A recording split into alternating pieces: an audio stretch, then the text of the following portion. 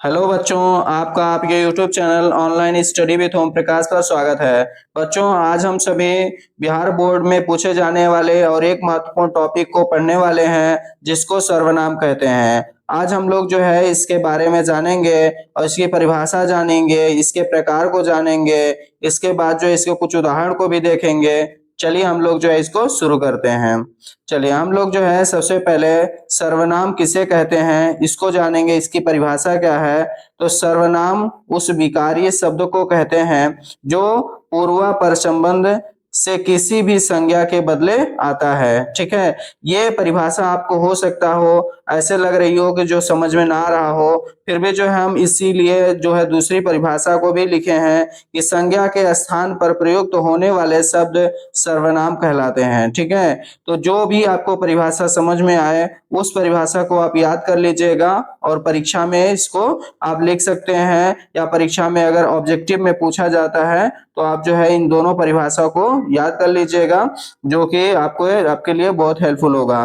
तो चलिए यहाँ पे कह रहा है कि संज्ञा के स्थान पर जो प्रयुक्त होने वाले जो शब्द होते हैं उनको हम क्या कहते हैं, सर्वनाम कहते हैं। जैसा कि यहाँ पे हम लोग जो है कुछ उदाहरण भी देख रहे हैं कि मैं, तू, आप, यह, वह आदि, ऐसे ये शब्द जो है क्या है, सर्वनाम है। बस इतना ही आपको याद रखना है कि संज्ञा के स्थान पे जो शब्द यूज होता हो उसे हम सर्वनाम कहते हैं। ठीक है, चलिए आज हम लोग जो है इसके सबसे पहले हम भेद को देखते हैं कि सर्वनाम के भेद कितने होते हैं।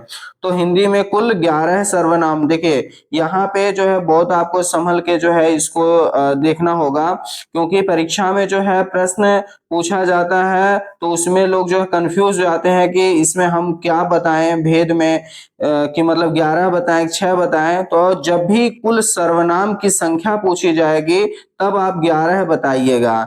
जब ये पूछा जाएगा हिंदी में कुल कितने सर्वनाम हैं तो आप उसकी संख्या कितनी बताइएगा, 11 है। लेकिन जब प्रयोग के अनुसार सर्वनाम के भेद पूछा जाएगा तो उसकी संख्या कितनी है, 6 है। ठीक है, इस बात को जरूर याद रखिएगा। जब हिंदी में कुल सर्वनामों की संख्या पूछी जाएगी तो आपको 11 बताना है। और 11 कौन कौन से हैं, मैं, तू, आप, यह, वह, जो, सो, कोई, कुछ, कौन, क्या, ये ऐसे 11 सर्वनाम हैं जो आपके हिंदी में प्रयोग होते हैं। लेकिन प्रयोग के अनुसार सर्वनाम के 6 भेद होते हैं। इसको आपको जब भेद पूछा जाए कि सर्वनाम के कितने भेद होते हैं तो आपको बताना है 6 भेद। ठीक है, 6 भेद।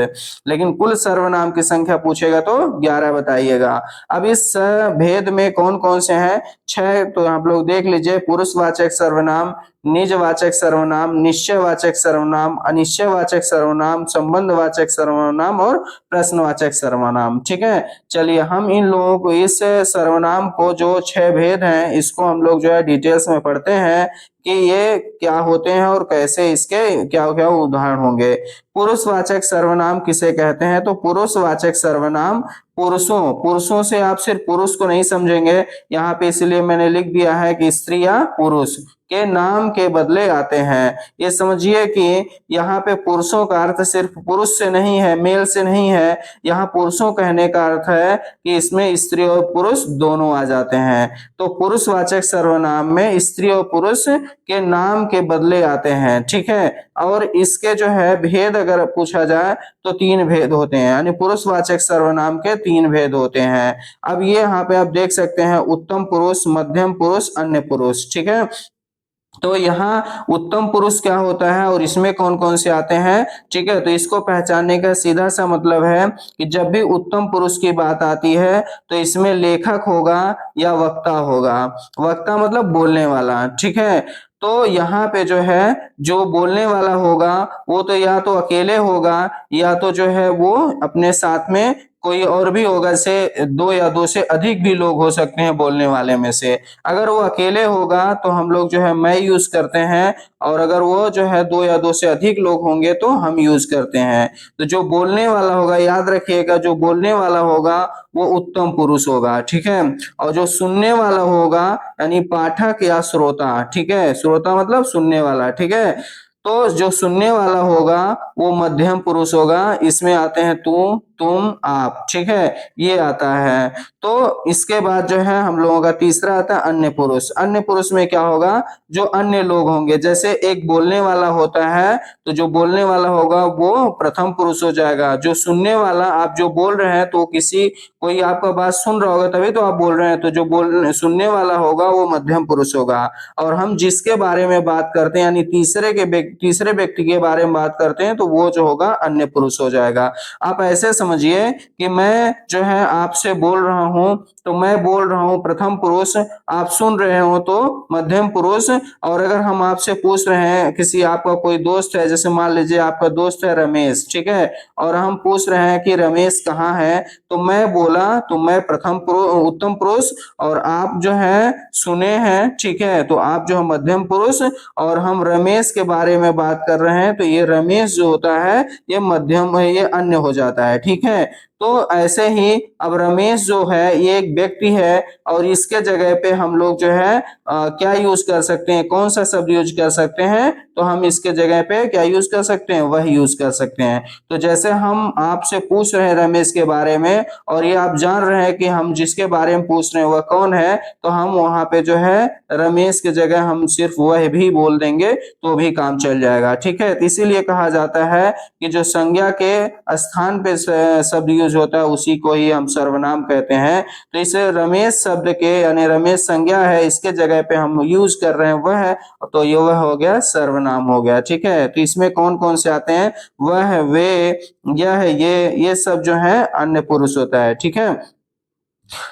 इसके बाद आता है निश्चयवाचक सर्वनाम, ठीक है। चलिए निश्चयवाचक सर्वनाम में आपको यहाँ पता चल रहा होगा निश्चय। निश्चय से आप क्या समझते हैं, यानी ऐसा सर्वनाम हो जिससे हमें निश्चितता का बोध हो, निश्चित संख्या का बोध हो, या निश्चित किसी चीज के बारे में निश्चय का बोध कराए, तो वहां हम लोग जो है निश्चयवाचक, जैसे यहाँ पे देख रहे हैं कि जिस सर्वनाम से वक्ता के पास या दूर की किसी वस्तु के निश्चय का बोध हो उसे हम निश्चयवाचक सर्वनाम कहते हैं।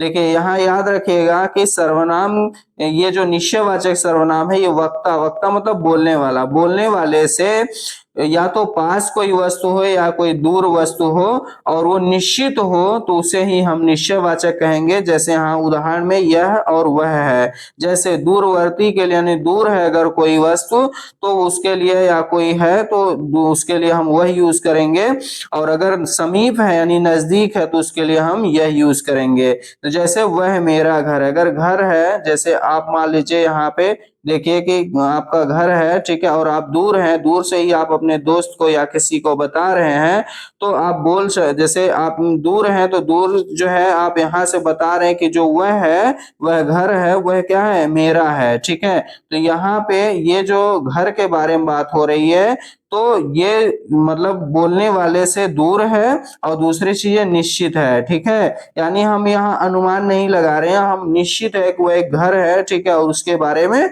बात हो रही है, तो वह मेरा घर है, यहाँ पे निश्चित निश्चयवाचक सर्वनाम है। दूसरा यह है, यह कोई नया काम नहीं है, तो अब ये कोई काम है जो अब जैसे कहाँ जहाँ पे है वहां कोई काम है या कोई आप कार्य कर रहे हैं तो उसके बारे में देखिए, आप जब काम कर रहे होंगे तो पास में ही कोई चीज होगा तभी तो कर रहे होंगे, तो वहां पे आप बोल रहे हैं कि यह कोई नया काम नहीं है, तो इसका मतलब जो है ये निश्चित चीज के बारे में आप बता रहे हैं कि यह कोई नया काम नहीं, तो इसके लिए जो है ये हो जाता है निश्चयवाचक सर्वनाम। और इसमें कौन कौन से आते हैं, जैसे तो आप देखो यही जो यह वह होता है इसी के कई रूप होते हैं, जैसे यहीं, वहीं, इसी, उसी, उन्हीं, इन सब को भी हम लोग जो है निश्चयवाचक में ही रखते हैं, ठीक है।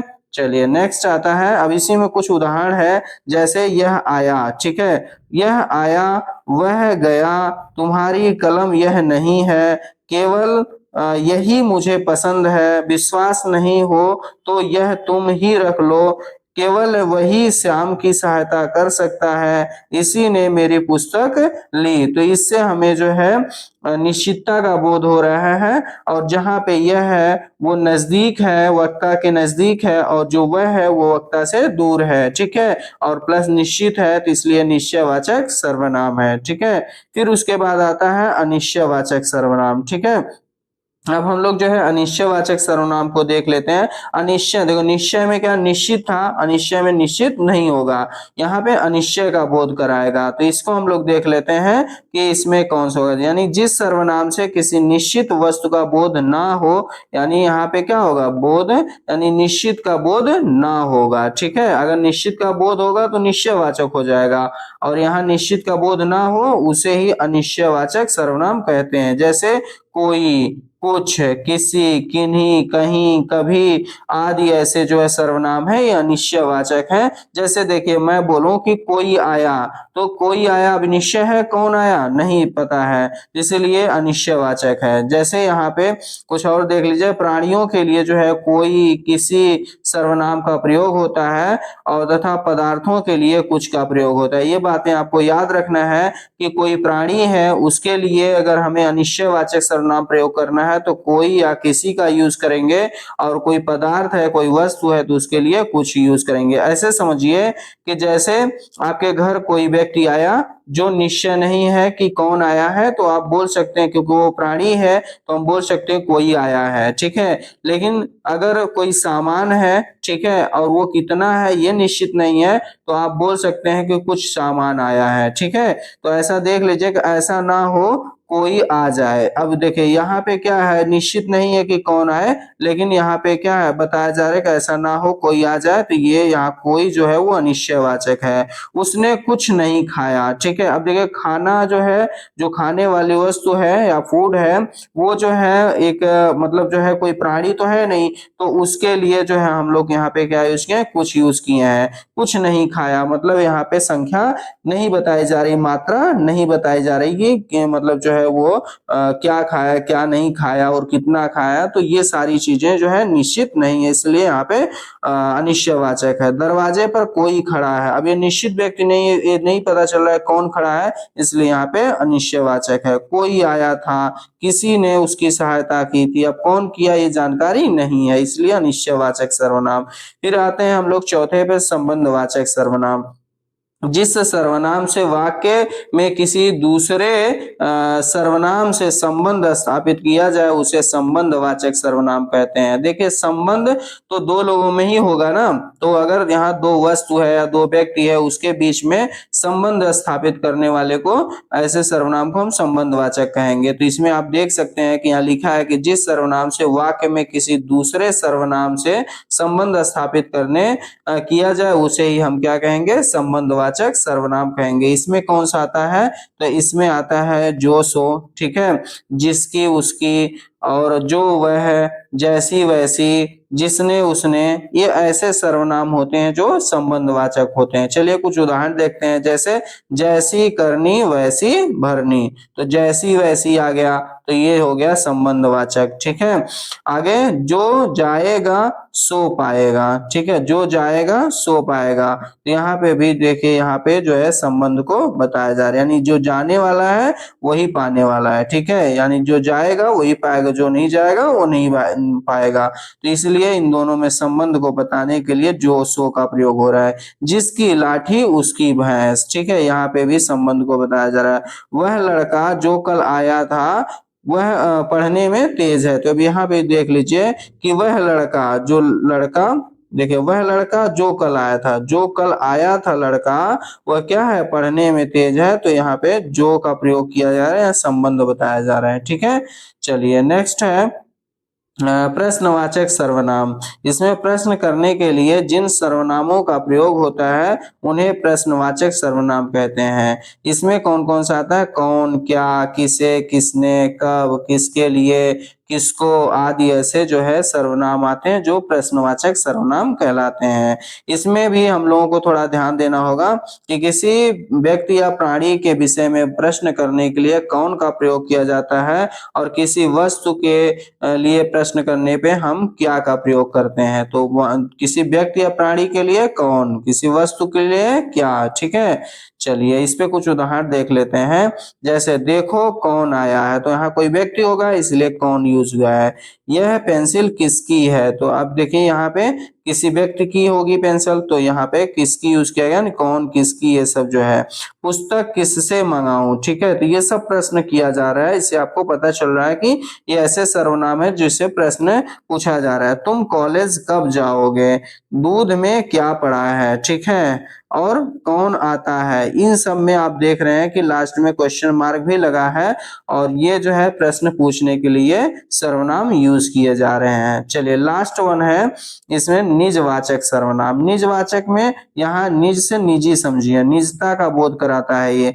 निज का अर्थ होता है अपना, ठीक है, जो सर्वनाम शब्द निज के लिए यानी स्वयं के लिए प्रयुक्त होता है उसे निजवाचक सर्वनाम कहते हैं। इसमें कौन कौन सा आ सकता है, आप आ सकता है, अपने आ सकता है, अपने आप आ सकता है, स्वयं, खुद, निज, स्वतः आदि ऐसे जो होते हैं ये निजवाचक सर्वनाम होते हैं। जैसे यहाँ आप देख सकते हैं, मैं अपना काम स्वयं करूं, यानी अपने के लिए यानी निजता के लिए बताया जा रहा है, स्वयं काम को करने के लिए बताया जा रहा है, तो यहाँ पे जो है निजवाचक सर्वनाम है।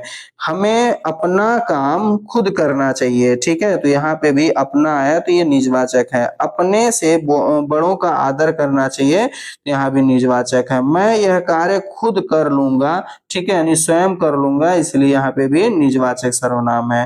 तो चलिए आज के लिए बस इतना ही। हम लोगों ने सर्वनाम को पढ़ा, इसकी परिभाषा को देखा, भेद को देखा, उसके बाद जो है इसमें जो जितने भी हम लोगों ने भेद देखा उसके भी परिभाषा उदाहरण को देखा है। इसमें अगर आप लोगों को कहीं पे भी डाउट लगा हो, कोई आपको समझ में ना आया हो, तो आप जरूर कमेंट करिएगा, और इस पे हम लोग जो है अब प्रैक्टिस करेंगे। नेक्स्ट वीडियो में हम लोग जो है इस पे जितने भी बोर्ड एग्जाम में पूछे गए होंगे सर्वनाम से प्रश्न, उसको हम लोग प्रैक्टिस कर लेंगे। इसके अलावा और भी जो है कुछ इम्पोर्टेंट जो है प्रश्न होगा जो हमें लगेगा कि बोर्ड में पूछा जा सकता है, उसको भी हम लोग जो है नेक्स्ट वीडियो में कवर करेंगे। तो आज के लिए बस इतना ही। वीडियो आप लोगों को अच्छी लगे तो वीडियो को लाइक करें, सब्सक्राइब करें और अपने दोस्तों को भी शेयर करें। धन्यवाद।